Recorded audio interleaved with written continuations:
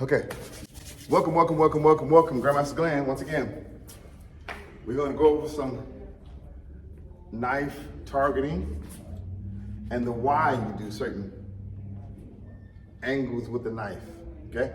Now we're gonna break down the box. We call it the box.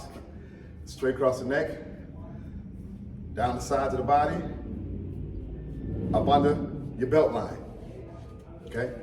That's where our box stops at. Stops right here, stops right here, stops right here. Now, the reason why it stops there, because I'm doing this, see, I'm staying inside my box.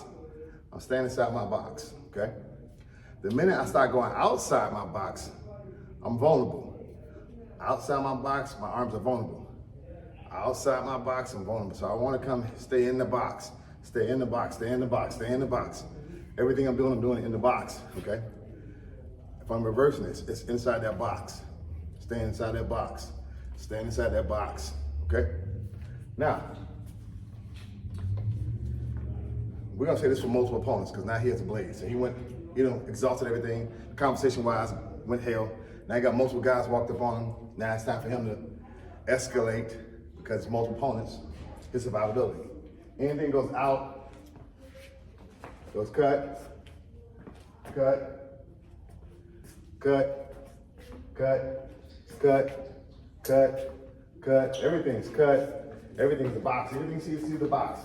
So as long as he don't go inside the box, he's good to go. That's what makes the box work. Stay in the box. Keep it nice and tight.